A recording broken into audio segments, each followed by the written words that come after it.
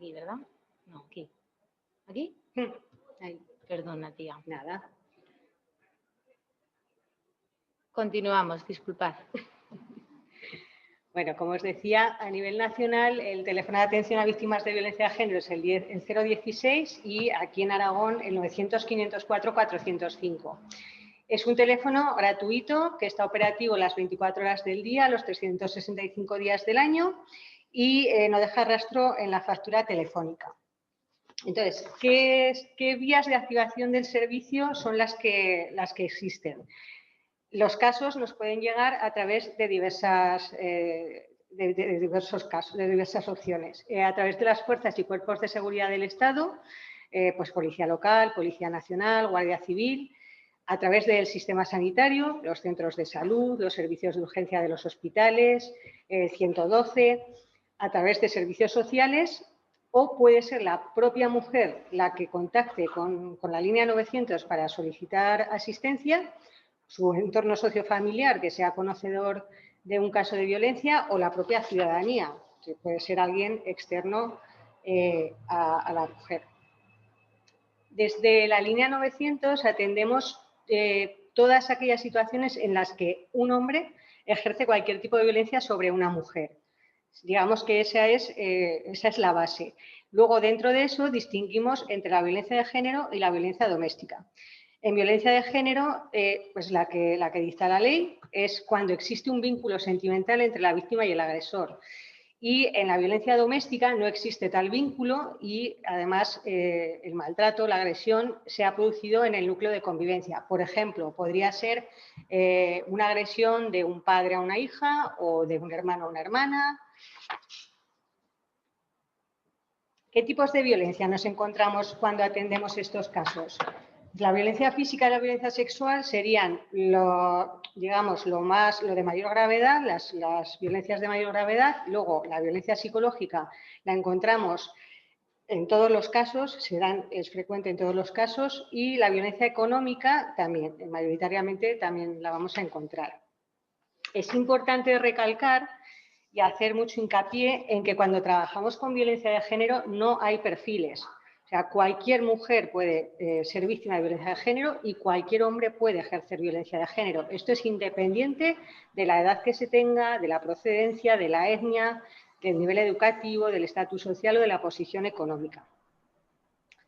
Lo que sí que nos encontramos a la hora de recibir las llamadas en la línea 900 es que acuden a este recurso mujeres que están en situaciones de especial vulnerabilidad. Las vamos a ver más adelante con mayor detenimiento, pero lo que es el denominador común de todas ellas es que carecen de herramientas personales, de recursos económicos, de recursos sociales y familiares, que al tenerlos tal vez no sería necesario que recurriesen a este servicio, pero al ser así, tenemos que darle atención desde ahí. Vale, y es que, la discriminación múltiple de interseccionalidad, es que las mujeres estamos atravesadas por diferentes ejes de opresión que nos discriminan y a veces confluyen todos ellos o varios de ellos. En el caso de las mujeres inmigradas, pues nos encontramos situaciones administrativas irregulares, nos encontramos que carecen de una red de apoyo familiar, de amistades, se encuentran con una barrera cultural, una barrera en el idioma, tienen a sus familiares amenazados de muerte en sus países de origen, o, por ejemplo, el caso de las trabajadoras que realizan cuidados en régimen de internas, que tienen unas condiciones que rozan la esclavitud, y todas estas situaciones que acabo de comentar hacen muy difícil, muy complicado que estas mujeres den el paso de interponer una denuncia, de denunciar una situación de maltrato que estén viviendo. Por miedo, por desconocimiento de los derechos a los que tienen acceso, y además es que los agresores, conocedores de esto, pues lo fomentan y se aprovechan de ello. Luego, en cuanto a las mujeres pertenecientes a minorías étnicas, pues un ejemplo sería el de la comunidad gitana. Tienen normas de convivencia y figuras de mediación propias muy arraigadas y es muy complicado que tomen la decisión de interponer una denuncia pues porque su cultura lo estipula de otra manera. Lo que sí que suelen pedir es apoyo para salir del hogar en el que están, de la vivienda en la que están recibiendo esa situación de maltrato y poder poner fin a la relación. En cuanto a las mujeres adolescentes, el inconveniente que tenemos es que no identifican la violencia, la confunden con el amor, con el falso amor y justifican comportamientos pues, como el control o los celos y bueno, pues no, cuando ya por fin deciden dar el paso y contar lo que les está pasando, a veces, en ocasiones, se encuentran con que se les infantiliza, no se les da la importancia adecuada ni la credibilidad adecuada a los relatos. En el otro extremo nos encontramos a las mujeres de 65 años o más. En este caso, lo que sucede es que llevan tantos años en una relación de violencia que al final la han normalizado, tienen tolerancia a ese maltrato y, bueno, derivado del rol tradicional en el que se encuentran, suelen tener dependencia económica y además se une la falta de apoyos familiares porque después de toda una vida no suelen entender que quieran dar el paso de hacer de interponer la denuncia, de separarse, pues porque piensan que ya a esa edad no merece la pena semejante follón que suelen decir, ¿no? Entonces, en cuanto a la atención que ofrecemos desde la línea 900, es una atención integral. Lo que se ofrece es información, como decía, de derechos y de recursos. Se ofrece protección, si es necesaria, contactando con los cuerpos y fuerzas de seguridad del Estado. Se ofrece asistencia médica si también es necesaria, movilizando los recursos oportunos.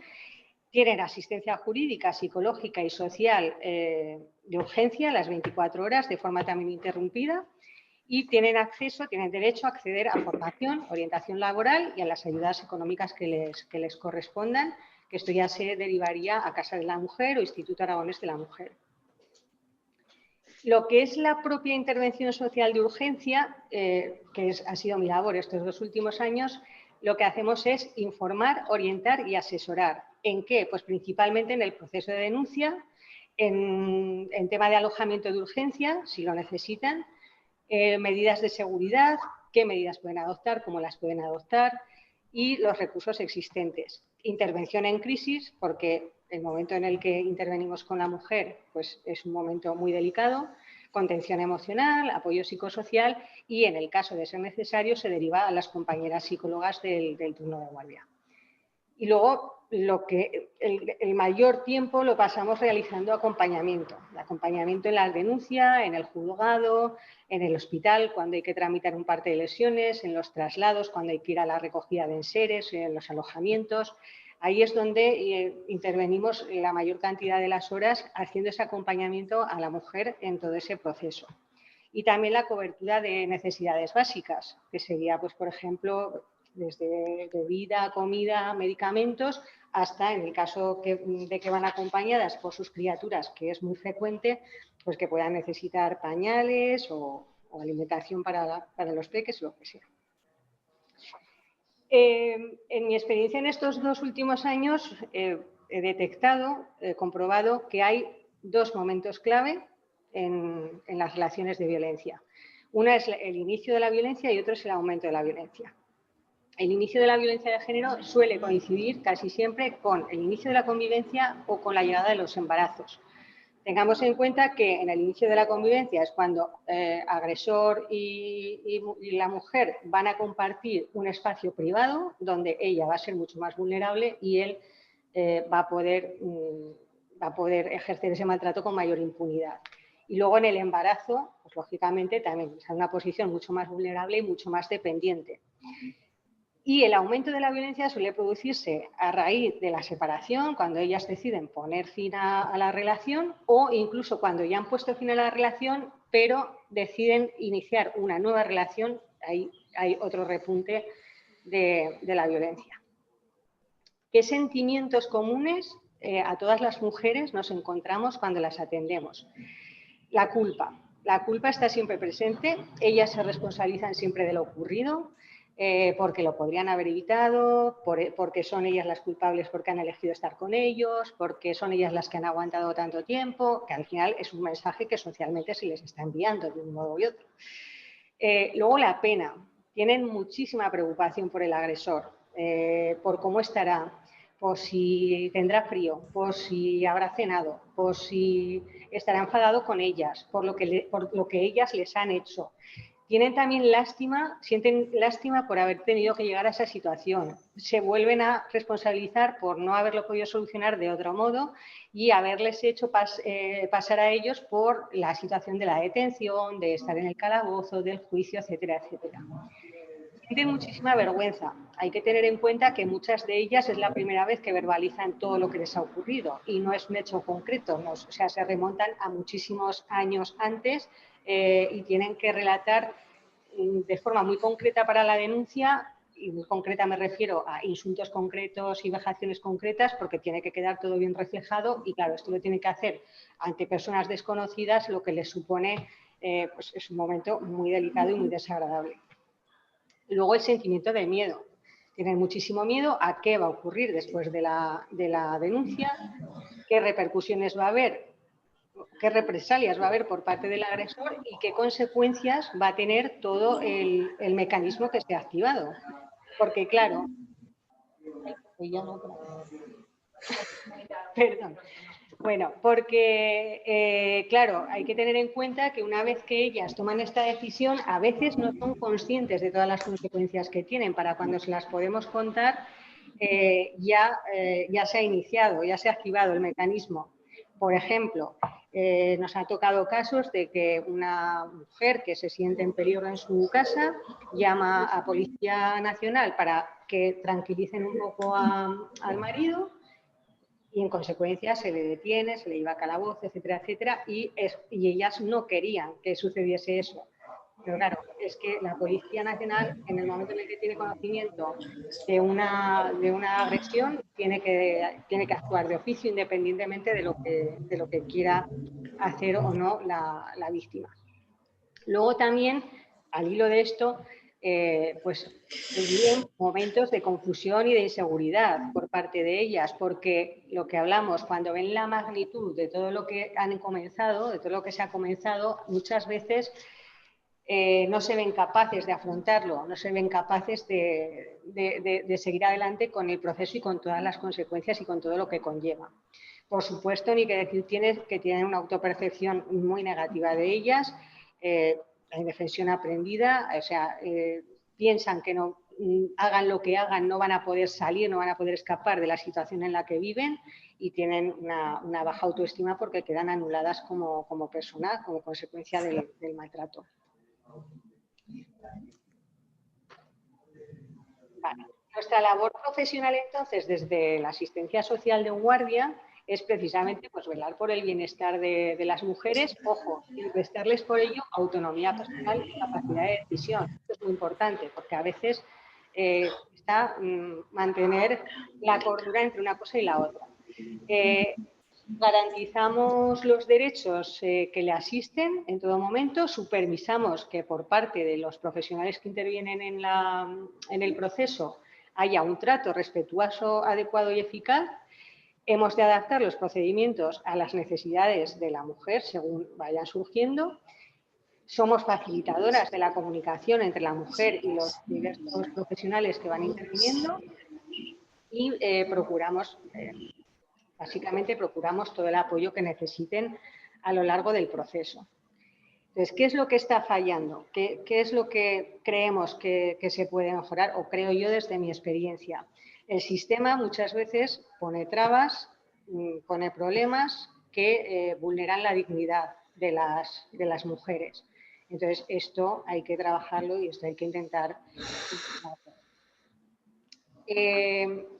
Tenemos leyes, tenemos protocolos que nos amparan para este trabajo, pero hay una realidad que es innegable y es que no todas las personas que intervienen en este tipo de procesos tienen una conciencia real ni son conocedores de cuál es la raíz del problema. Entonces, esto también es muy importante tenerlo en cuenta porque luego nos encontramos con situaciones, nos encontramos con comentarios, nos encontramos con actuaciones que no son las que deberían y el motivo es este, que la raíz del problema no se ha comprendido.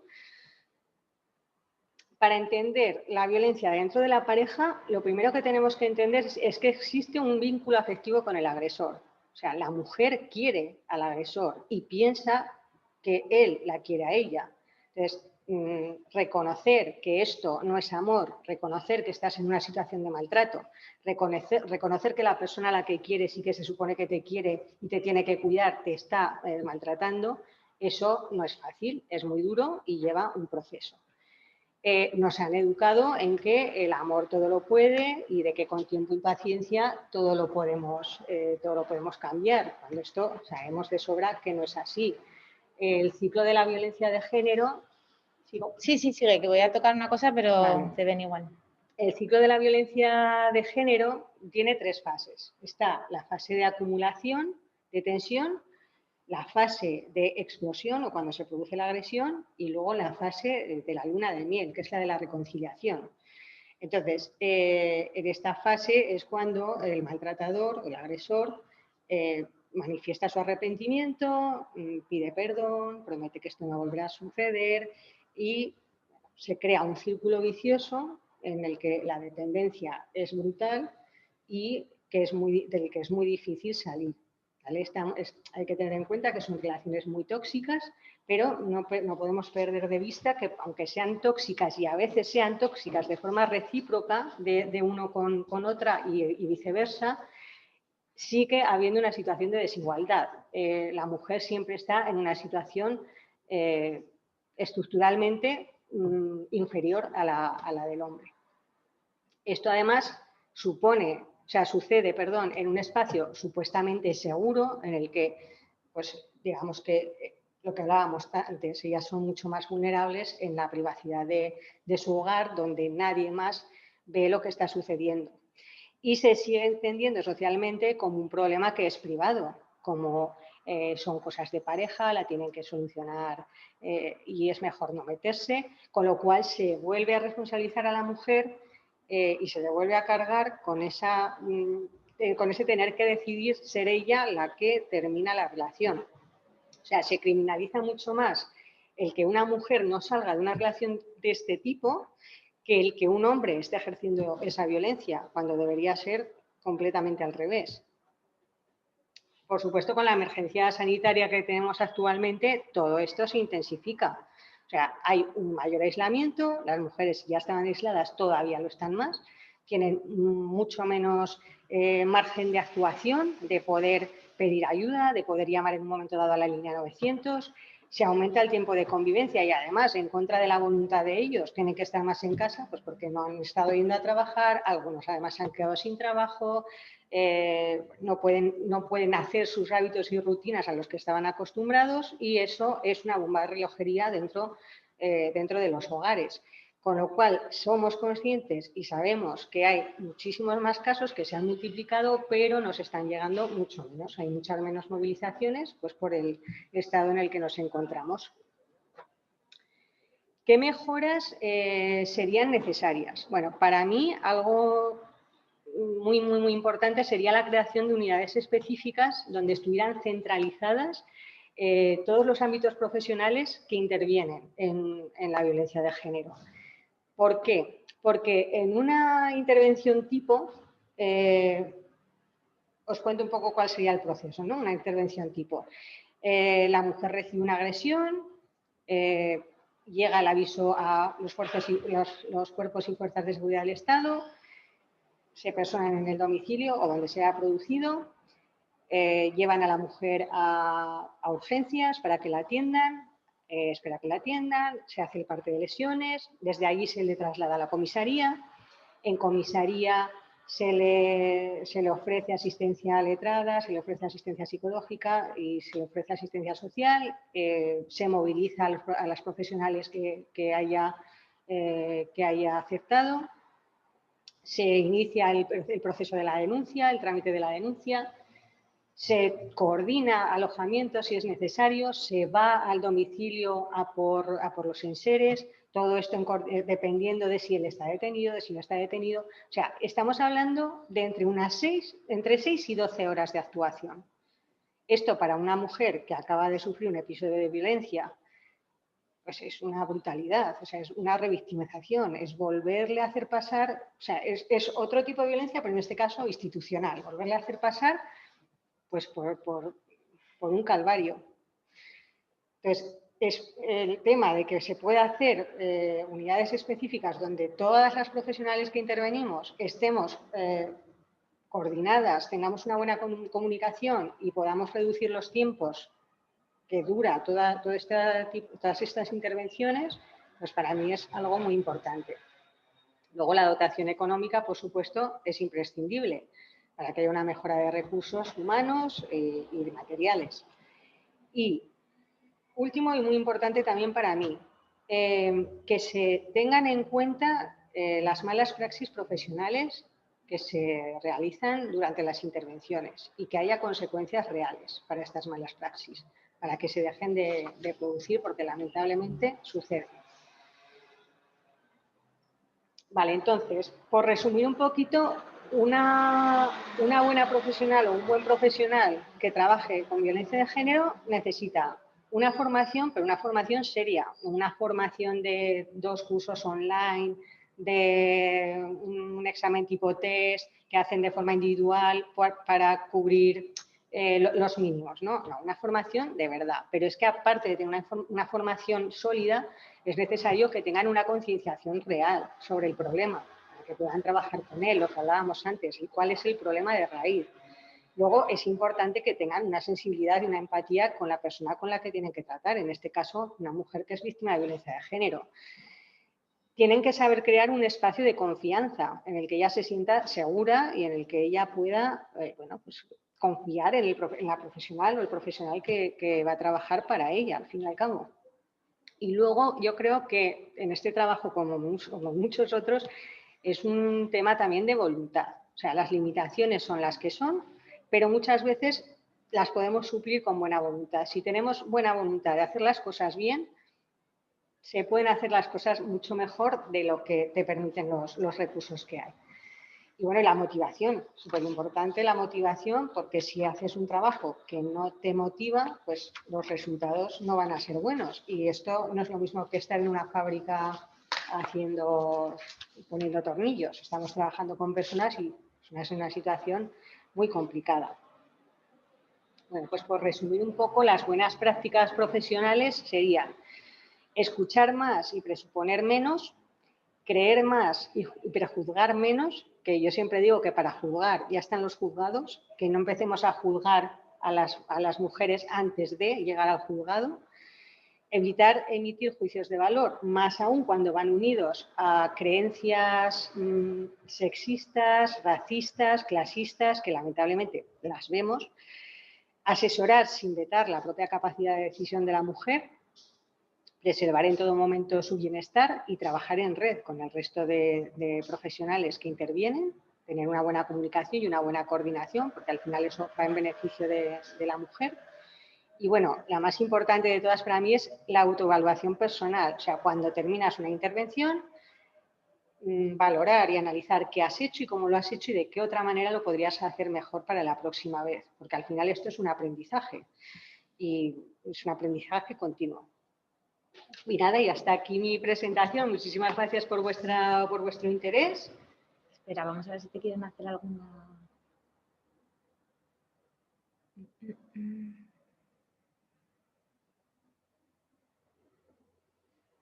Vale.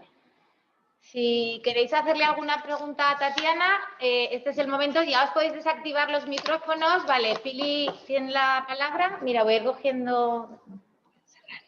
Sí, sí, sí. Déjame un momento. A ver, Pili Lainez, desactívate el micrófono. O sea, espera, a ver si puedo quitarlos a todos.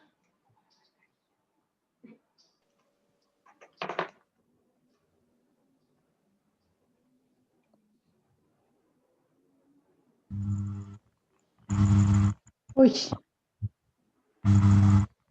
Ahora. Vale. Sofía, yo lo que decía es que desactivaras los micrófonos para aplaudirle, que ha estado muy bien, Tatiana. Oye, y sería muchas cosas lo que te preguntaría, pero lo que yo me parece que es muy importante es lo último que has dicho, Tatiana, la concienciación. O sea, está trabajando con mujeres con violencia de género, gente que, bueno, pues que ha aprobado esa oposición o lo que sea, ¿no? Y la verdad es que eso yo en la administración se lo critico mucho, ¿no? Que no pone a gente concienciada, no pone a gente empática, ¿no? Para este problema. Eso es fundamental.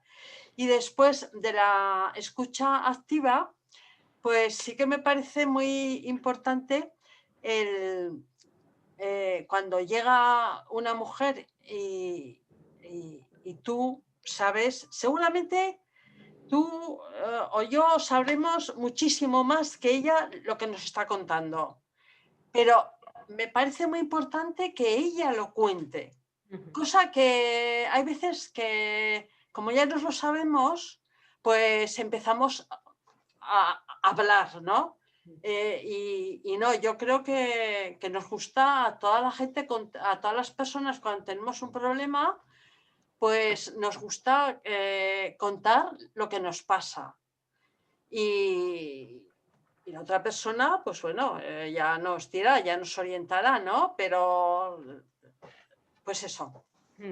Sí, pues totalmente de acuerdo. Es que además verbalizar lo que les sucede es muy importante para ellas, porque es la manera de tomar conciencia. La mayoría de las veces no se identifican como víctimas de violencia de género. Hasta que no empiezan a contar, a mí me ha tocado en acompañamientos que después de estar horas con la mujer decir, ostras, es que yo no era consciente de todo esto y no le había puesto un nombre, no le había puesto una etiqueta. Entonces en su cabeza no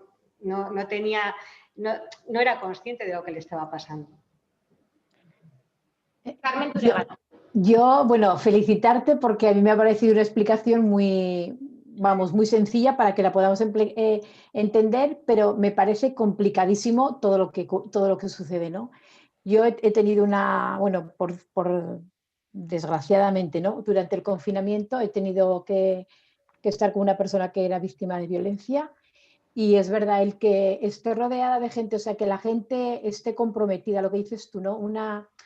Que esté toda la gente coordinada, todos los profesionales coordinados a la hora de apoyarla, porque es verdad que son situaciones muy complicadas y luego además es lo que tú dices, ¿no? El sentimiento de culpa, el estar pensando dónde está la persona, si está bien, si no sé qué, y aun con todo, ¿no? O sea, es de verdad, es muy, muy difícil, ¿eh? A mí me parece, y aun siendo consciente de que era una persona maltratada, luego yo estuve también con la abogada y le dije, es que es del libro, ¿cómo has tardado tanto, no? Pero tardas mucho, mucho en hacerlo, Y otra cosa que tú has dicho al principio, lo de las migrantes, la semana esta en concreto me comentaron de una chica, es de Nicaragua, no tiene papeles, está cuidando a un señor mayor y le dijo, sácate las tetas que te las voy a chupar. Sí. La moza está, o sea, no, el hijo, que es mayor también, pero no, dice que son tontadas. Entonces la chica no tiene papeles y se encuentra con qué hace. Es el único sostén económico que tiene, claro. No tiene papeles, claro. Y tiene que aguantarse. Entonces es muy duro, ¿eh? Y el señor dice que ha sido una mala interpretación, que estaba jugando, pero bueno, yo es que me imagino la escena y hemos tenido muchísimos casos de ese tipo y claro, además que está un poco como en el limbo, ¿no? Porque por supuesto no es violencia de género porque no hay una relación sentimental.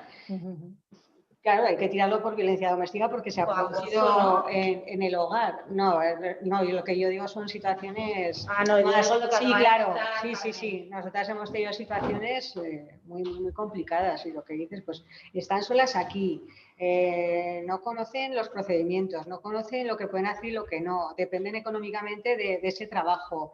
Y el miedo que tienen a que sean descubiertas, que no tienen papeles, que les amenazan si dices algo, tú no tienes, ¿sabes? Es que sí. Es que es dramática la situación de esta gente, de verdad, ¿eh? Chicas, no os quiero cortar mucho. No, ¿alguna palabra más? ¿Alguien más? Vale. Eva, Zoe, que te pones Zoe ahí. Eva, pues interviene Eva. Ay, que se ha quedado parada. Sí. Y ya pasaremos con Noelia porque a -4, -10 tenemos que acabar, ¿vale? Porque hay otra reunión. A ver si Eva puede conectarse para hacerle... Oye, que ahora. Ya estás, Eva. Si te pones el micro, actívate el micro. A ver, ¿Se ha quedado otra vez parada? es que no sé si... Bueno, para algo. Si no, luego después de internet. Uy, se la guardé para el final. Eva, el micrófono. Lo tienes cerrado, apagado el micrófono, Eva. ¿No le puedes dar y quitarlo? En la pantalla mano izquierda. Ahora ya está. ¿No? No. Aquí se ve como que lo tiene apagado, ¿eh? Lo tiene que quitar ella. Lo tienes que quitar tú, Eva. Eva, en la pantalla a la izquierda abajo verás el micrófono. Ah, con el Sí, móvil. que nos está escribiendo por el móvil. Vale. Ah, que nos estás escribiendo. Vale. Bueno, si no, vamos a ver. Y a ver qué igual ha puesto la pregunta. Me falla la conexión. Bueno, le falla la conexión. Nada, vamos a continuar porque si no las demás... Gracias, Tatiana. Bueno, pues muchas gracias, chicas, por la atención y por el interés y os dejo con Noelia. Oye, Gracias a ti. que yo lo podías repetirlo dentro de unos cuantos meses, ¿eh? Porque Claro que sí, me lo que parece- queráis. Claro que estoy guapi. Presencial. Bueno, Cuando estemos presenciales. sí, a ver cuándo podemos. Damos paso ahora a Noelia Martínez. Ella es licenciada en Derecho por la Universidad de Zaragoza, tiene un máster en Gestión de Calidad y Medio Ambiente y otro título en Mediación Civil y Mercantil y Mediación Familiar e Hipotecaria. Perdón. En el movimiento feminista lleva desde el año 1999 en diversas asociaciones estudiantiles, así como de igualdad y mujeres. Es especialista en igualdad y violencia contra las mujeres, tanto como formadora como letrada, y ha impartido varios cursos de agentes de igualdad para el INAEM. También ha participado en diversos congresos y jornadas en relación a las mujeres en aspectos diversos de desigualdad, tanto para asociacionismo como para la DPZ y otras instituciones. Y además, Noelia, al igual que Tatiana, forma parte de la Comisión de la Mujer de la Federación de Barrios, por lo que estamos muy orgullosas de tenerla entre nosotras y que participe colabore contando su experiencia al igual que la compañera. Así que ella nos va a contar otra parte del proceso que sufren estas mujeres. Os dejo con ella y nada, y luego tendremos también otro ratito de preguntas. Gracias.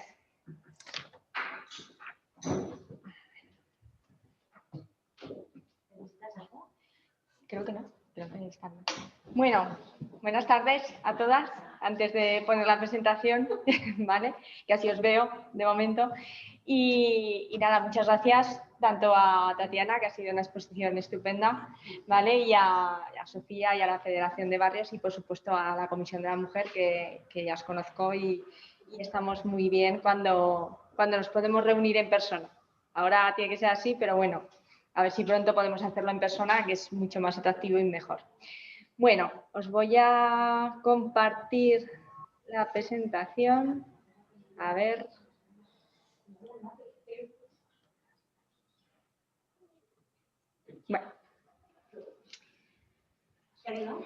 Bueno, vamos a ver.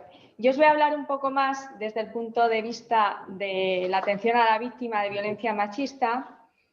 Y yo ya empiezo así todas mis intervenciones porque hace ya casi 3 años, si no me equivoco, que desde la Unión Europea y desde las directivas de la Unión Europea nos exigen a los Estados incluir todas las violencias machistas en un mismo tipo de institución, al menos judicial o policial, y de intervención psicosocial. ¿Vale? Ya os he hablado de la parte psicosocial, Tatiana, esa parte la voy a pasar, pero bueno, me gusta un poco entremezclar todo porque al fin y al cabo la violencia contra la mujer pues siempre está un poco entremezclado lo social, lo psicológico, lo jurídico y la verdad es que ahora tener la asistencia de las trabajadoras sociales y de las psicólogas es una maravilla en estos casos, ¿no? Bueno, yo quiero incluir, además de las violencias que tienen los juzgados que se llaman así de violencia contra la mujer y se han denominado siempre así, no son de violencia de género, se llaman de violencia contra la mujer. Esto es muy importante porque podríamos incluir dentro de estos juzgados todos los tipos de violencia que existen contra la mujer.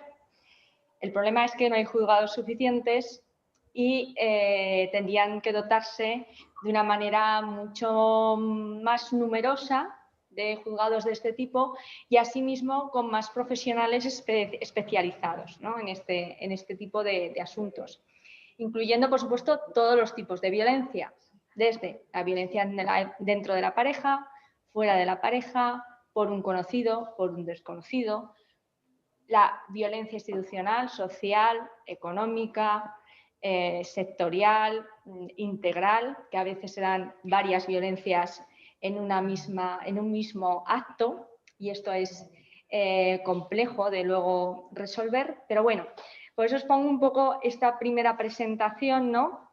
Un poco la invisibilización por parte del maltratador a la existencia de esta violencia. Por eso existen estas famosas plataformas contra el feminismo o contra las víctimas cuando son víctimas o las supervivientes cuando ya son supervivientes, que existe también esa fase.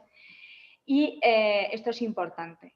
El acompañamiento es muy importante. La denuncia es muy importante. Los momentos que decía Tatiana antes, los momentos de la convivencia o el inicio de la convivencia, la desconvivencia, que también es otra parte importante, los embarazos, la aparición del nuevo miembro de la familia también, cuando nace el bebé, también es un icono típico, etcétera, etcétera, ¿no? Y luego, por supuesto, cuando se recuperan, cuando se están recuperando. En ese momento suele haber otra fase de peligrosidad. Bueno, el proceso judicial en sí mismo, por muy bien que se haga, conlleva siempre un cierto grado de violencia institucional, que no se la llama así, pero sí que somos conscientes, los operadores jurídicos, de que sí que evidentemente incidimos en esa violencia porque tienen que contar, tienen que abrirse, tienen que ir al juzgado, tienen que ir al forense, tienen que hablar con el forense, tienen que hablar con el fiscal o la fiscal, tienen que hablar con la juez, voy a decir juez ya que en Zaragoza son 2 mujeres, etcétera, etcétera. Y tienen que hablar con las abogadas, con los abogados, con la policía. O sea, es muchas veces las que tienen que hablar. Y esto, queramos o no queramos reconocerlo, al fin y al cabo es un cierto grado de violencia institucional que debemos intentar minimizar al máximo posible. Bueno,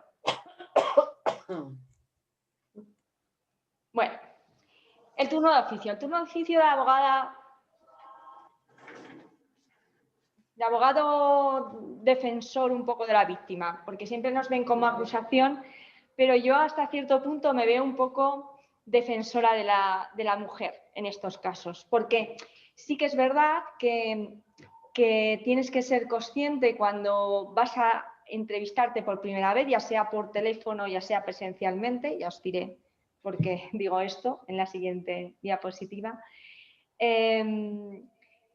¿Turno de oficio o abogado de parte?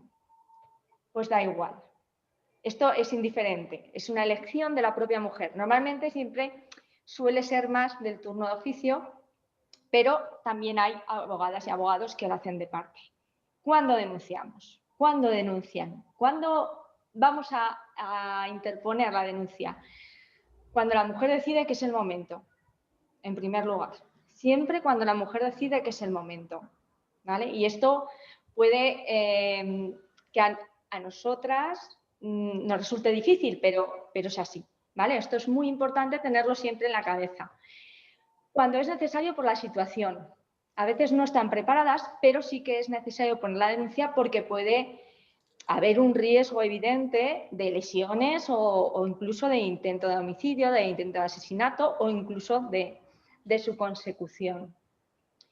¿Cuándo lo sabemos? Tanto la mujer como el resto. Claro, cuando somos conocedores de que existe esa situación, por supuesto. cuando necesitan protección, ¿vale? Sea porque ellas son conscientes o cuando no sean conscientes, ¿vale? Nosotros como ciudadanos o ciudadanas tenemos la obligación de denunciar cualquier delito del que seamos conocedores, y lo dice la ley, pues si no cometemos un delito. Entonces esto es importante. Pero tenemos que tener en cuenta siempre, en todo caso, qué es lo que quiere y qué es lo que necesita. Y esto tenerlo muy claro. Por eso, ¿cuándo necesitamos esa asistencia letrada? Cuando creemos que debemos denunciar, pero no sabemos si es el momento idóneo para denunciar. Pues es un momento para asesorarse. Y hablo de asesoramiento legal, pero también de otros asesoramientos, tanto social como psicológico, ¿vale? Sobre todo cuando se quiere denunciar. Cuando se quiere denunciar, siempre, antes de interponer una denuncia, hay que tener un asesoramiento previo, siempre, siempre, porque luego el hecho de no denunciar determinadas circunstancias del caso en concreto puede dificultar el proceso judicial. Y es muy importante el asesoramiento previo. Cuando lo demos y lo sabemos, por supuesto, cuando queremos ayudar, antes asesorámonos, ¿vale? Porque ha habido muy buenas intenciones que luego han salido mal, entonces siempre es mejor, primero me voy a asesorar y luego voy a ayudar, que luego puede salirnos bien o puede salirnos mal, pero siempre hay que intentar hacerlo desde el conocimiento. Y luego, cuando sea necesario, aunque no creas que sea necesario. Es decir, cuando pensamos que lo sabemos todo, pero realmente no lo sabemos todo, no nos damos cuenta. Entonces, yo siempre digo que es mejor asesorarnos. Incluso los abogados y abogadas muchas veces nos consultamos unas a otras, porque a lo mejor no has tenido un caso con esas circunstancias o con ese tipo de prueba, ¿vale? Entonces, si nosotras y nosotros lo hacemos, como ciudadanas y ciudadanos deberíamos de hacerlo mucho más, ¿vale? Luego, hay muchísimas guías de derechos y demás. Pongo esta imagen de la Guía de Derechos de las Mujeres Víctimas de Violencia de Género del Ministerio de Igualdad, pues porque es la actual y quizás sea la más nueva, pero es una más. Hay muy buenas en Aragón también y hay muy buenas en los juzgados de la violencia contra la mujer y por ejemplo, la Oficina de Atención a la Víctima de los juzgados, o en el Colegio de Abogados, o en el de Procuradores, o en el de Trabajadores Sociales. Es que todo el mundo tiene sus guías y son todas bastante útiles, ¿vale? Bueno, voy a quitaros ahora la... Ay, que se me va el ratón. ¿Dónde está? Ay, que se me ha ido el ratón a la pantalla grande y ya no lo encuentro. A ver si me echan una mano. Ay, se me ha ido ahí la pantalla grande. Ah, vale. ¿Ves? Vale, ahora vas a poner el vídeo, ¿verdad? Sí, voy a poner el vídeo. Vamos a dejar de compartir y compartimos el ¿vale? Eso es. ¿Qué es? Es ese. A ver, no lo pongas todavía. Yo sí. A ver. No lo pongo, pero... No lo pongas todavía, que ahora lo pongo yo. explícalo y... Vale, os voy a poner un vídeo, es una campaña que se llama Denúncialo, ¿vale? Si lo haces, la policía puede ayudarte como víctima de violencia de género. Es una promo de la Policía Nacional, pero creo que introduce muy bien algunas de las cosas que pueden llegar a sentir las mujeres que se encuentran en una situación de estar pensando en denunciar, ¿no? O estar pensando en que a lo mejor eso que les pasa a otras mujeres es lo que me está pasando a mí, ¿no? Y a veces se dan cuenta con estas cuestiones. Bueno, os lo pongo y luego os comento.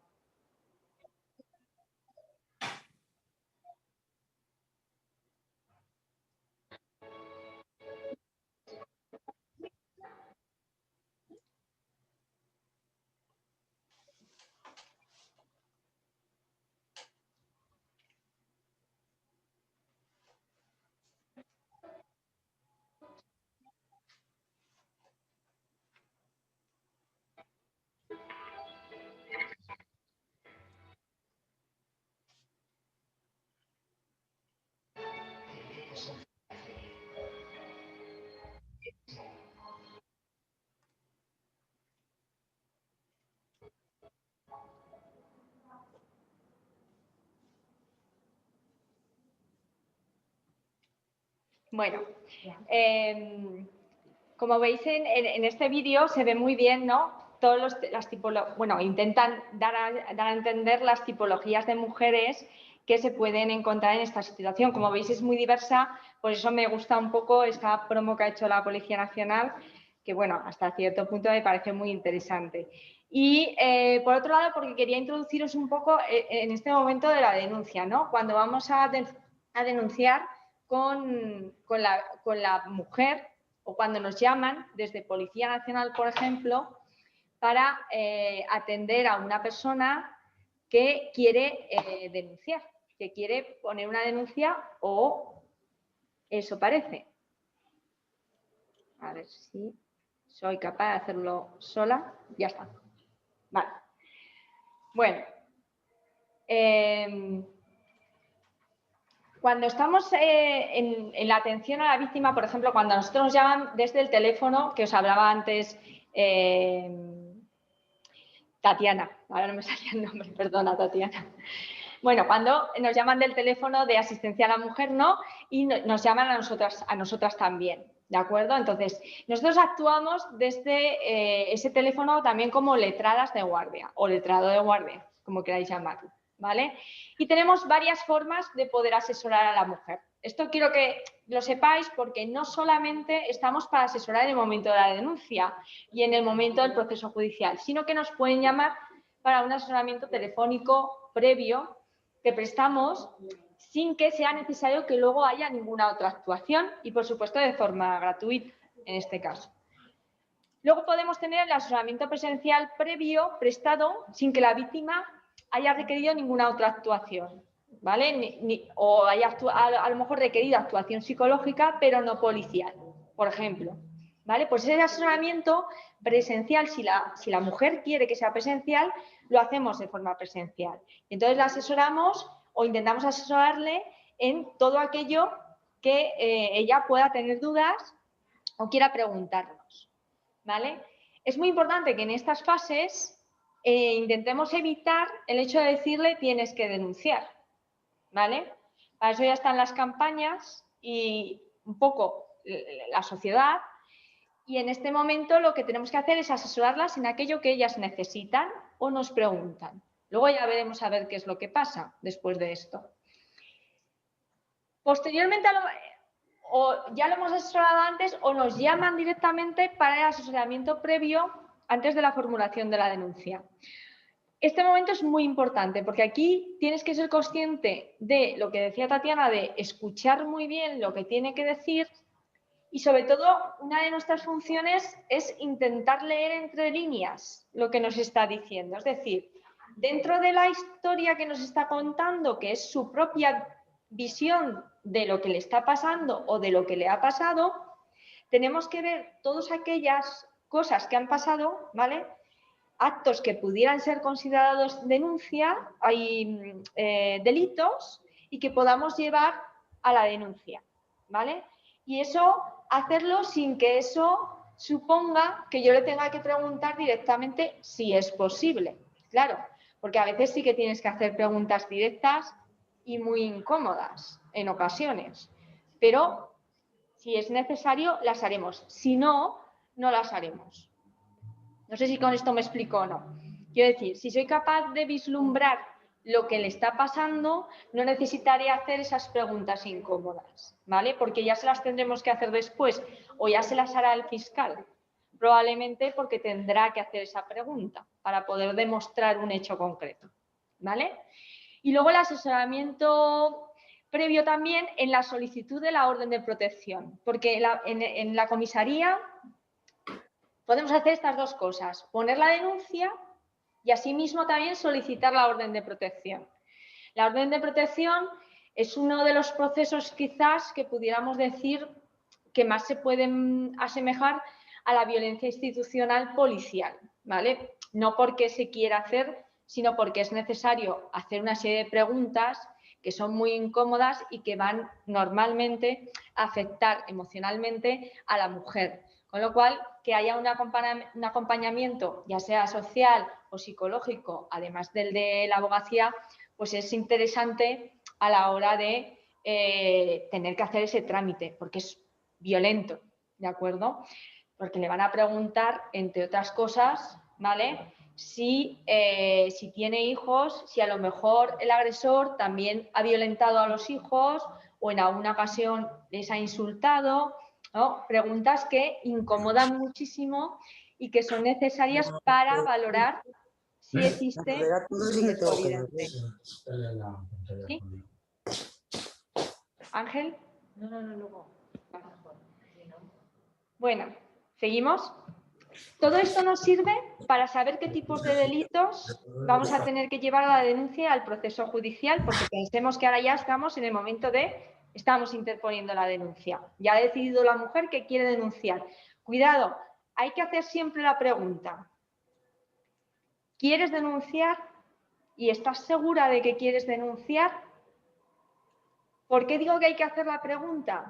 Porque muchas veces damos por hecho que quieren denunciar, pero realmente lo que quieren a veces no es denunciar. Es que quiero que deje de violentarme, que deje de insultarme o que deje de agredirme o quiero que deje de hacer esto, ¿vale? Entonces tenemos que preguntarlo e informarle muy bien de las consecuencias de interponer la denuncia, ¿vale? Porque eso va a llevar un proceso judicial. Si existe orden de protección, puede haber un alejamiento, puede haber una prisión provisional en el menor de los casos, pero puede haberla. Va a haber un arresto en todo caso va a haber un arresto inicial, va a pasar 24 horas probablemente como mínimo normalmente, aunque si lo detienen a primera hora de la mañana puede pasar por la tarde a disposición judicial, pero es muy fácil que se pegue 24 horas en el calabozo, cosa que a las mujeres es verdad que les afecta muchísimo y por lo tanto todo eso tiene que saberlo, ¿vale? Bueno, después de la denuncia viene el acompañamiento por sus cosas, que es un momento también muy difícil para la mujer, ya sea ir a por sus cosas o porque tiene que ir porque los hijos están con él, que esto pasa muy habitualmente. Entonces se va con la policía, evidentemente, de país. Hay unos que vienen de paisano, que van con la mujer y con el acompañamiento que sea, ya sea la trabajadora social o yo misma, como letrada también he ido en alguna ocasión, o con un familiar, que también puede ser. Y luego van los policías que van a detener al agresor, en este caso. Y es un momento bastante violento emocionalmente hablando. No tiene por qué ser violento porque se resista. La mayoría no se resisten, ¿vale? Pero sí que emocionalmente es bastante violento. Bueno, he puesto aquí a una jueza que, bueno, la he puesto porque ha fallecido hace poco, es mítica, para las juristas es una mujer excepcional, porque además está en Estados Unidos, que es bastante machista, ¿no? Es una jueza muy querida allí y la verdad es que ha trabajado muchísimo este tipo de delitos. Y bueno, no os digo que leáis alguna de sus sentencias porque bueno, traducirlas es complejo y no hagáis la traducción esta automática del translator porque no funciona, ¿vale? Para estas cosas, pero bueno, pero sí que es muy interesante, es una mujer mítica en violencia de género y en violencias machistas en general y tiene unas sentencias muy curiosas en este sentido, ¿no? Bueno, el derecho a la asistencia jurídica gratuita siempre vamos a tenerla siempre en los casos de violencia contra la mujer. Actualmente, fundamentalmente, en los delitos de parejas o asimilables, que se suele llamar, ¿vale? Bien, hay que tener en cuenta que esta asistencia jurídica gratuita, con independencia de los recursos que pueda tener la mujer, da igual, ¿vale? Se presta en total gratuidad, ¿vale? Simplemente por el hecho de tener la condición de víctimas. Esta condición se mantendrá siempre en todos aquellos casos que haya sentencia condenatoria, ¿de acuerdo?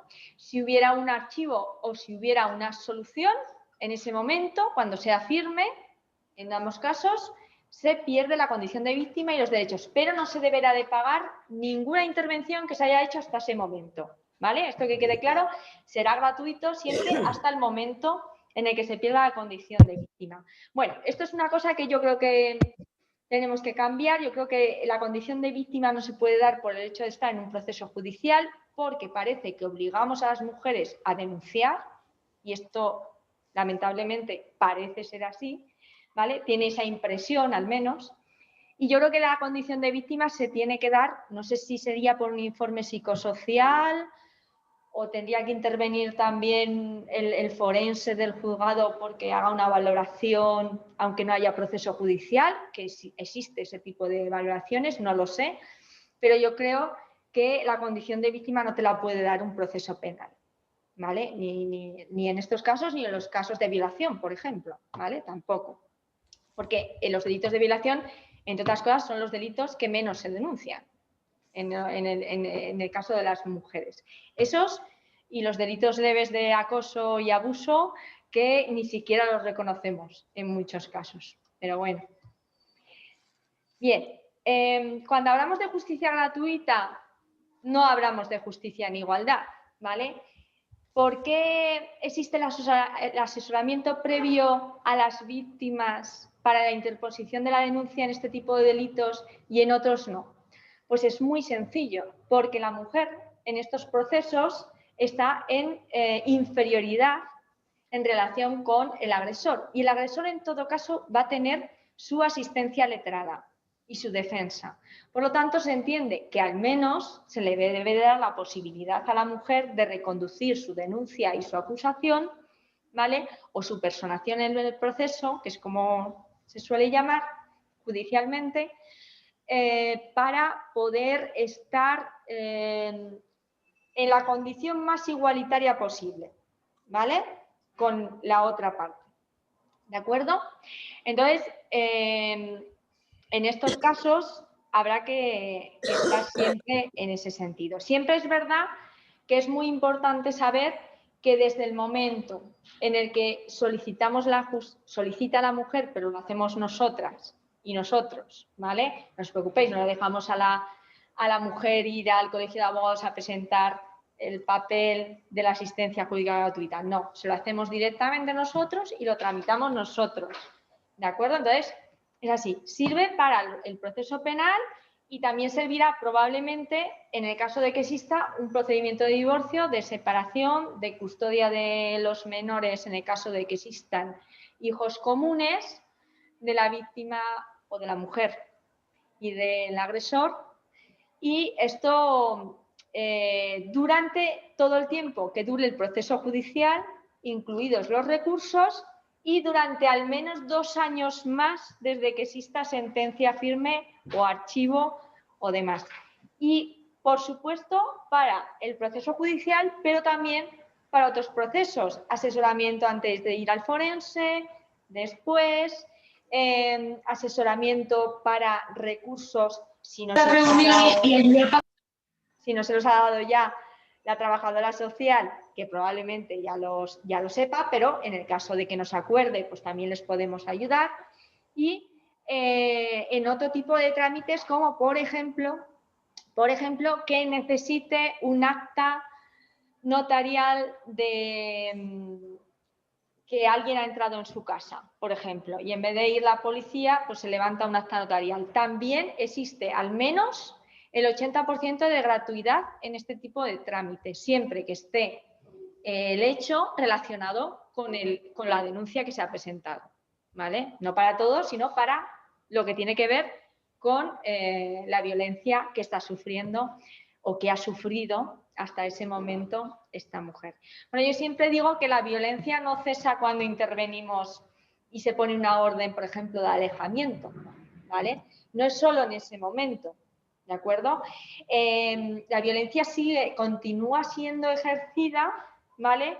Mientras la mujer no haya podido reconducir su vida, ¿vale? Reconducir su propia situación personal y emocional y reconducir lo que es la vida cotidiana de esta mujer y en plena libertad, sin verse todavía supeditada a el beneficio o el interés del agresor, ya sea directamente por parte de él o porque todavía está en un proceso, ¿vale?, del círculo de violencia un poco que nos comentaba antes Tatiana, ¿vale?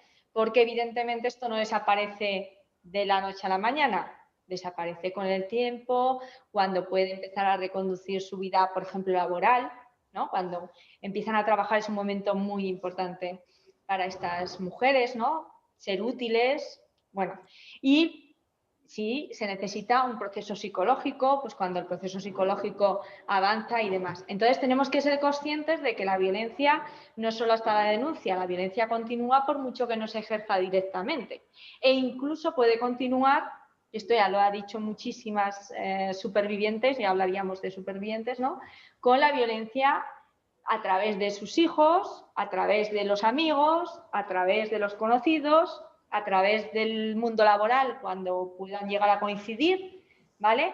Etcétera, etcétera. Quiero decir, estas violencias normalmente se ramifican exponencialmente, no es algo lineal. Entonces, hay que ser conscientes durante el proceso. Bien, lo de la acusación particular os lo decía un poco antes, pero sí que deciros que aunque la mujer previamente haya decidido no presentar acusación particular, la puede presentar la fiscal, ¿vale?, de forma autónoma, de oficio, y luego la mujer pues querer personarse y en ese momento tiene derecho a poder personarse, ¿vale?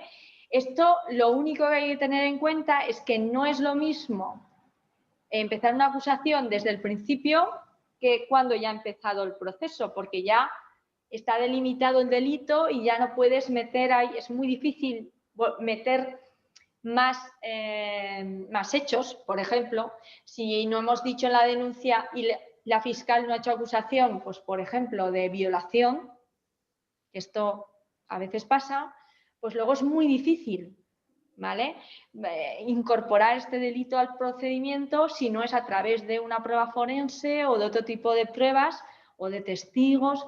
Es muy complejo. Entonces, por eso decimos que antes de iniciar todo el proceso hay que tener muy claro cuáles son los hechos que vamos a llevar a juicio. ¿De acuerdo? Bueno, que sepáis que todos los colegios de abogados están obligados por ley, ¿vale?, a tener turno de guardia permanente especializado. Todos lo tienen y todos los letrados y letradas que están en estos turnos son voluntarios, por lo menos a día de hoy, ¿vale? Lo harán mejor o peor, no digo que no.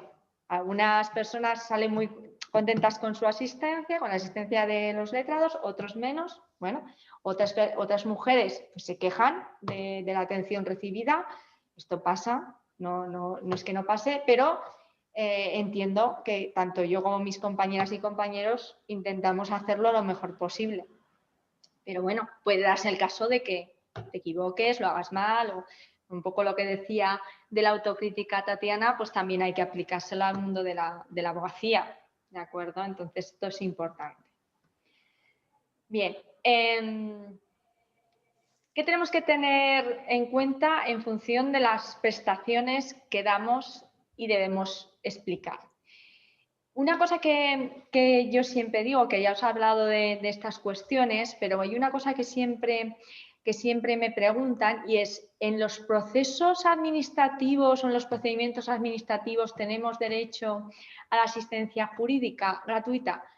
Pues sí, ¿vale? Tenemos la obligación como letrados de asistir y de orientar en aquellos procedimientos administrativos a los que tengan derecho las mujeres. De hecho, uno de los problemas que más se da cuando se da, por ejemplo, el divorcio posterior, pongamos que ya tenemos una condena, ya tenemos una protección y vamos a por el procedimiento del divorcio o de custodia, pues aquí uno de los temas importantes es la vivienda. Cuando tienen hipoteca compartida y a él se le saca de la vivienda, pues yo os aseguro que, teniendo en cuenta que he prestado mediación hipotecaria en Zaragoza Vivienda y en el Gobierno de Aragón también, durante este tiempo, pues me he encontrado con bastantes casos, yo y mis compañeras y compañeros, que hemos tenido que llegar a negociaciones con los bancos.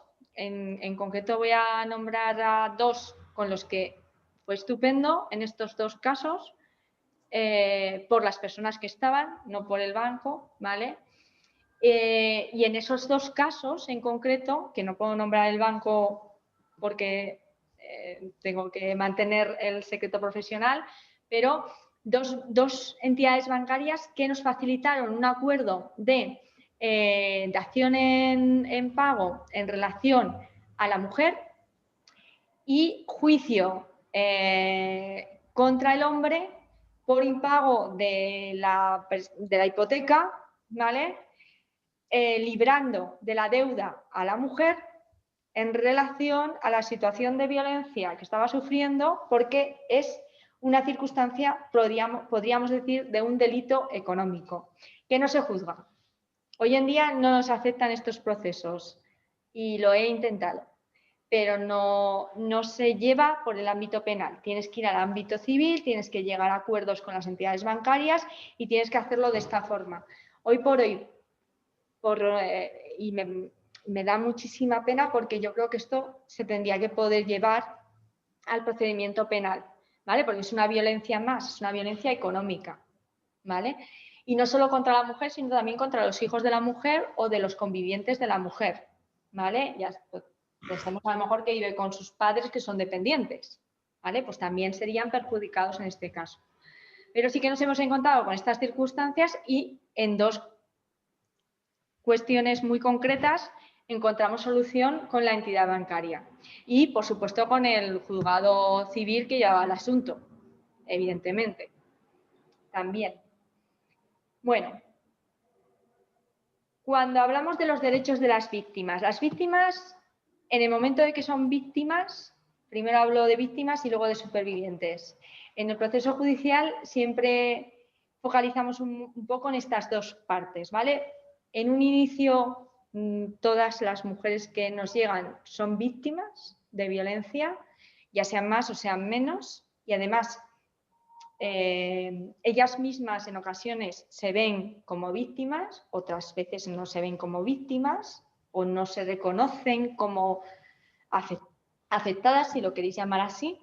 Pero toda persona que llega al asesoramiento y a la denuncia o al asesoramiento social o al psicológico o al procedimiento de divorcio sin necesidad de llegar a hacer una denuncia penal, ¿vale? Daría igual, tienen derecho a la protección, a la información, al apoyo, a la asistencia, a la atención, a la participación activa en el proceso penal, a recibir un trato respetuoso, profesional, individualizado y no discriminatorio.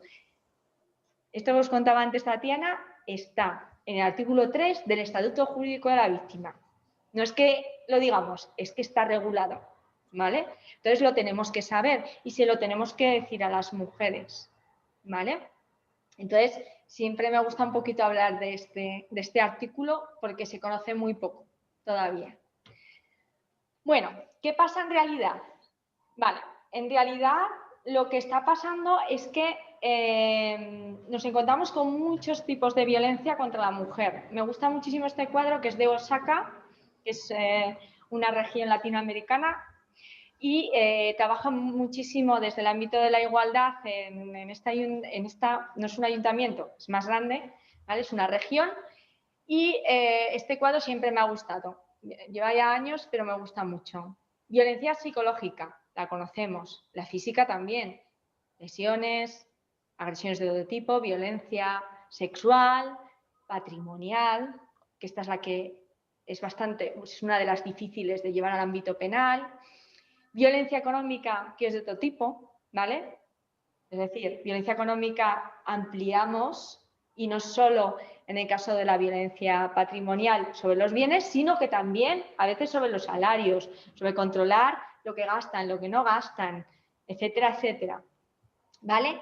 La violencia feminicida, que como ya sabéis allí es el término que se utiliza en el caso de asesinatos, y digo asesinatos porque solo existen asesinatos en este tipo de agresiones, ¿vale? Y luego tenemos otras violencias, la política, que también la conocemos aquí en España, allí también, la simbólica, que es muy importante, los iconos, los signos que se transmiten, los estereotipos que llamamos aquí, ¿no? La desigualdad que todavía existe, desigualdad sobre todo en determinados ámbitos, ¿vale? Luego la violencia cibernética o la de Internet, la de las redes sociales, etcétera, etcétera, que también es una violencia muy importante a tener en cuenta en la violencia contra las mujeres, en el caso de parejas, y también en otros tipos de violencia, ¿vale? Por ejemplo, en los abusos, en los acosos, se utiliza muchísimo este tipo de violencia y, por supuesto, se puede presentar como prueba, ¿vale? De hecho, es el propio juzgado el que examina, por ejemplo, el teléfono móvil y saca de allí pues, una conversación de WhatsApp o una grabación de una conversación telefónica, etcétera, etcétera, ¿vale? Y se debe de hacer así, porque tiene que estar el móvil de la persona y se contrasta incluso con el móvil del agresor. En ocasiones se puede contrastar y entonces ya es una prueba totalmente irrefutable, o si no se puede contrastar, sigue siendo una prueba, ¿vale? Lo que pasa que hay que trabajártela un poquito más, pero son pruebas bastante que se suelen tener en cuenta en general. Y luego tenemos otra que a mí me gusta mencionarla, que es la violencia obstétrica, que ahora mismo ya sabéis que está por ahí con esto de la pandemia, estamos teniendo una posibilidad de que se agrande este tipo de violencia y que también al fin y al cabo es una violencia institucional, aparte de física, ¿vale? Pero también es institucional. Y esto hay que tenerlo en cuenta ahora en la pandemia, pero también en otros momentos, ¿vale? Que también existen casos y de hecho casos incluso denunciados y con jurisprudencia, ¿de acuerdo? Yo eso sumo desde la violencia institucional que podemos tener judicial, policial, política, social e incluso educativa. Y luego tenemos la violencia familiar, que puede ser desde violencia contra la mujer dentro de la pareja, fuera de la pareja, violencias domésticas, otros tipos de violencias, donde también esté afectada la propia mujer como agredida. Y luego la violencia machista en general, que ya englobaría todas las demás, que es un poco el concepto que resumen las violencias en general contra la mujer. Parecen muchas, pero a todas estamos bastante más acostumbradas de lo que pensamos. Bien, una cosa que siempre me suelen preguntar en la mayoría de las mujeres que tienen más miedo, ¿vale? Las que de verdad ves asustadas, y esto se ve enseguida, no hace falta ser muy inteligente, es qué pasa si yo me voy de mi casa, vas a ver dónde vivo, porque a ellas les preocupa una cosa, que en el proceso judicial, a través de su abogado, tenga acceso al domicilio nuevo en el que resida. Pues una de las cosas que yo creo que es más importante que sepan es que existe la posibilidad de que sus datos personales y el domicilio en el que vaya a estar, ya sea una vivienda social u otro tipo de viviendas como de familiares o un arrendamiento mismamente, pues puede ser secreto. En este caso se solicita ante el juzgado y en el juzgado el único que sabe, la única persona que va a saber cuál es su domicilio es el secretario judicial, que es la persona que hace las notificaciones para las partes. Y como domicilio de notificaciones se pondrá el de su letrada o letrado. ¿De acuerdo? Y la letrada o letrado será la encargada de derivarlas, ya sea a través del Instituto de la Mujer, de la Casa de la Mujer o directamente con la mujer porque quede con ella y se la entregue. ¿De acuerdo? Esto ya depende de las posibilidades que tengamos. Entonces, es muy importante que lo sepan. Y esto es muy importante porque uno de los problemas que sí que se ha dado, aunque no es muy habitual, es que las mujeres cuando se empadronan en una localidad nueva, por ejemplo, cambian de residencia y se van de Zaragoza a Utebo, no dicen en Utebo que el domicilio que ellas tienen es secreto porque está en un proceso judicial de violencia de este tipo. Y al no decirlo, la administración no lo sabe y entonces, pues no es que pueda dar el domicilio a cualquiera, pero no abre el protocolo que tiene la administración pública para proteger esa información más de lo que sería recomendable. ¿Por qué? Pues porque no hace falta decir en la trabajadora social de Utebo, por ejemplo, dónde vive, sino que no te preocupes, tú dame los datos que yo ya, ¿vale? O sea, esto es importante en esas circunstancias. Al igual que hay que informar al colegio de los hijos que estás en un proceso así, también si tienes el domicilio secreto tienes que hacer este pequeño trámite. Una cosa que a lo mejor se desconoce más. Bueno, ¿qué datos son reservados? ¿Vale? Esto a nivel de la Unión Europea hace bastantes años que se trabajó, pero hablando del Tribunal Constitucional, que es nuestro pico de la pirámide a nivel jurídico, pues los datos de identidad y la situación personal. La situación personal incluye el domicilio, ¿vale? Entonces, todas estas cuestiones que puedan estar dentro de esto se deben de proteger, tanto en relación al agresor como en relación a la prensa. Esto la prensa a veces no lo hace bien, ¿vale? Pero bueno, poco a poco intentaremos reconducir las cosas. La ley de enjuiciamiento criminal también lo dice, los nombres de las personas, los nombres de los lugares, las circunstancias personales, como por ejemplo una actividad que pueda hacer la mujer o el hombre. Y cuidado, muchas veces pensamos que el hecho de que se conozca quiénes son los agresores es muy positivo y yo siempre digo, bueno, ¿y si existen menores víctimas directas o indirectas? Me da igual que les agredan directamente o que les agredan a través de la agresión de la madre, por ejemplo, etcétera, etcétera.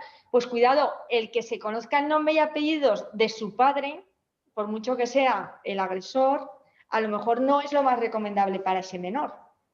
Entonces, deberíamos de pensar un poco también en esa situación del menor, que al fin y al cabo se está tramitando una ley de protección a los menores y esto puede llegar a influir en estos casos. No sé si sería lo más recomendable, ¿de acuerdo? El lugar de residencia, tanto de una como de otra. Porque si se sabe el lugar de residencia del padre, pues evidentemente muchos de los amigos del hijo o de la hija pues van a saber quién es y eso hace público su situación. Entonces, cuidado, por ejemplo, en estas circunstancias que tenemos que tener cuidado. La identidad de los hijos, por supuesto, está prohibidísima, y más si son menores, y las demás circunstancias personales de la madre, es decir, dónde trabaja, dónde se mueve, cuál es su entorno, su familia, etcétera. Todas estas cosas que a veces vemos en televisión que se muestran como la imagen de barrio, domicilio, calle, pues hombre, no deberían de darse. ¿Vale? Del padrón municipal, como ya os he hablado antes, es el empadronamiento donde reside la mujer, por supuesto tiene que ver con esta cuestión, pero ya lo hemos comentado. Y especialmente vamos a tener en cuenta cuestiones como la confidencialidad. Por eso, entre otras cosas, no os puedo hablar de casos muy particulares, sino un poco más en general. El secreto profesional.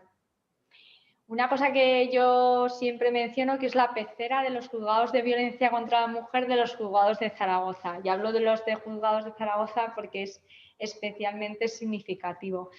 No sé si habéis estado alguna vez, puede ser que alguna persona sí, otras no, pero los juzgados de Zaragoza son muy modernos y donde están los detenidos hay unas cristaleras maravillosas donde se ve todo el parque y demás, y es muy bonito, pero donde están las mujeres y los testigos, entre otras cosas, de las mujeres, y a veces un acompañante, porque no caben muchos más, porque no se puede ir nada más que como mucho un acompañante, ¿vale? Pues es una habitación cerrada sin ventanas, que la verdad es como si fuera una pecera, porque cuando tú abres la puerta para hablar con la mujer en cuestión que tengas que asistir, pues de repente pues todas se asustan y ves y es una reacción muy normal que se da en esa habitación y un poco la llamo la pecera porque me parece un poco como cuando le das a la pecera y el pez se asusta, pues es un poquito esa sensación la que me provoca, la misma sensación de haber asustado a la persona con la que me tengo que entrevistar y que tiene que declarar otras cosas, ¿no? Eso es para hablar tú. Es complicado tener una conversación tranquila en esa habitación, ¿vale? Es muy complejo. Y además allí también conocen muchas veces a su policía de protección, ¿no? Los llamo así.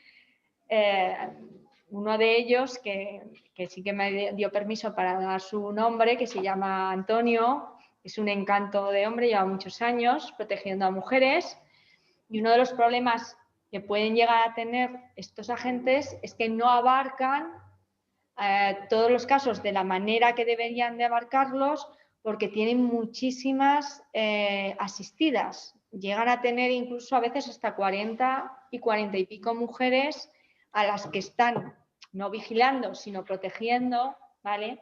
Pero sí que están un poco, pues las llaman, les preguntan cómo están, las van a ver de vez en cuando, van a vigilar a los asesores y demás, ¿vale? Entonces, pues bueno. Pero bueno, sobre todo tener en cuenta estas cuestiones, situaciones de estrés que son muy habituales, informes forenses que son muy importantes, la valoración del riesgo que también es muy importante, el que sepan que pueden tener el domicilio secreto y el respeto, la escucha activa, la asertividad y la disociación laboral, que esto os lo explico muy brevemente en menos de un minuto. Disociación laboral. Como trabajadora social, Tatiana, yo como abogada, el policía como agente de la autoridad, etcétera, etcétera, el resto de profesionales, tenemos que aprender a disociar, ¿vale?, nuestro trabajo de nuestra vida personal. Es imprescindible y se aprende con la práctica, ¿vale? Porque sí que a nivel emocional puede afectarte esta situación laboral que estás viviendo, porque son muchas horas, pues desde, yo creo que la vez que menos fueron 5 horas o algo así. La vez que más, yo creo que incluso fue una intervención que tuve con Tatiana, ella como trabajadora social y yo como letrada. No sé si estuvimos 12, 13 horas, no lo sé, pero vamos. Sí, sí, yo fui también al parte de lesiones y fui al hospital, pero bueno, no sé, pero cenamos juntas y con la mujer y de todo, o sea que una barbaridad de tiempo. Y al día siguiente al juicio, evidentemente. Bueno, una frase que a mí me gusta muchísimo, que no sé si es mía o no, porque ya la he cambiado tantas veces, que ya no sé si es mía o no, pero bueno, la vida es digna cuando podemos transitar por sus sendas sin miedo. Bueno, pues esto es muy importante en general, ¿vale? Que lo sepáis. Espera, Gracias. No te vayas. Vamos a dejar de compartir. Podéis abriros los micrófonos si queréis y aplaudir, que le No hace falta, no hace falta. Y bueno, nos quedan unos minutos, 15 minutillos, por si queréis hacerle alguna pregunta a Noelia. Yo, otra vez, Yo, a Noelia. a Solamente. Noelia. Noelia, he dicho, sí. O si queréis a Tatiana, aún está aquí. No, Espera, que me pongo voy a poner la mascarilla, ¿vale? Yo te quería preguntar, Noelia, que por ejemplo, una persona que ha sufrido violencia machista tiene orden de alejamiento y tiene que tener, pues eso, yo lo digo por lo de las redes, ¿no? Es normal que el agresor, ¿no?, siga utilizando fotografías de ella y no sé qué, si realmente, bueno, tienen que estar bloqueados, no tendría por qué utilizar nada de no. esto. Realmente no puede y además eso sería una violencia añadida en ese caso, la utilización de su imagen o de su persona, porque una orden de protección lo que significa es que no puede tener ningún tipo de relación con ella, ni virtual, ni física, ni visual, a ser posible, porque la visual a veces pues se encuentran de forma sorpresiva y entonces pues bueno, pues se separan y se entiende que no ha habido intención. Pero sí que si hay intención de perjudicarla, si está utilizando esa imagen con intención de perjudicarla, evidentemente es otra agresión, que no es a nivel de tenerla delante, pero sí que es una violencia más. ¿Vale? Y luego otra cosa, por ejemplo, aunque tú pongas una denuncia y luego la retires, a mí me parece que la policía dijo que la policía iba a seguir, no lo sé si lo entendí mal, Sí, sí. iba a Sí. seguir adelante con la denuncia o con lo que había ocurrido, ¿no? Aunque la Se mujer llama de una forma aunque la mujer intentara retirar la denuncia, A ver, la siendo que mujer... se había visto que realmente había sido agresión. Sí, exactamente. Y de hecho no solo la policía, sino que la fiscal o el fiscal puede continuar con el proceso judicial aunque la víctima se vaya del proceso. Vale, Quiero vale. decir, es independiente, siempre y cuando se pueda garantizar que exista algún tipo de prueba que no sea únicamente el testimonio de la víctima, ¿vale? De la mujer en este caso. Sí, sí. Noelia, esto es una pregunta para ti. ¿Yo qué? A ver, Ajá. una pregunta. A ver, Ay, perdón, tenía la palabra Pili Lainez y después Nieves, creo que es, ¿no? Yo Ah, solamente quiero preguntarle, quiero decirle a Noelia que a lo mejor ella no está informada, pero el día 16 de diciembre, creo, el 17, vamos a poner una película de la mujer, de esta mujer jueza, una cuestión de género. Y es sí, muy la bien, vida Pili. de ella. Lo pondremos en nuestras redes para que todo el mundo se pueda conectar. Si estáis pidiendo la palabra a alguien que no tiene, que estáis muchas personas sin la cámara puesta, entonces no sé quién ha hablado. Claro. Soy Miriam. Ah, vale, Miriam. Ahora no te veo, pero se enciende tu cuadradito. No pongo mi imagen por seguridad. Vale. La pregunta es la siguiente.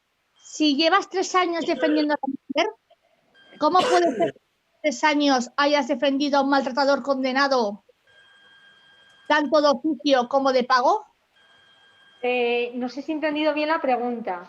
¿Quieres decir que una abogada de oficio... No, tú, completamente tú. Has Yo. defendido a un maltratador tan condenado, Sí. tanto de oficio como de pago. Si tanto estás a favor de la mujer, Ujú. ¿me lo puedes explicar? A ver, cuando estamos en el turno de oficio, por ejemplo, hablando primero de la primera parte de la pregunta, en el turno de oficio no podemos elegir. Si estamos en el turno de oficio, a veces estamos en el turno de violencia contra la mujer, que se llama, que es atención a la mujer, en este caso, ¿vale? Y también estamos en el turno penal, y el turno penal incluye el asesoramiento y la defensa de los agresores, que es un derecho constitucional igual que el derecho a la protección a la mujer, evidentemente.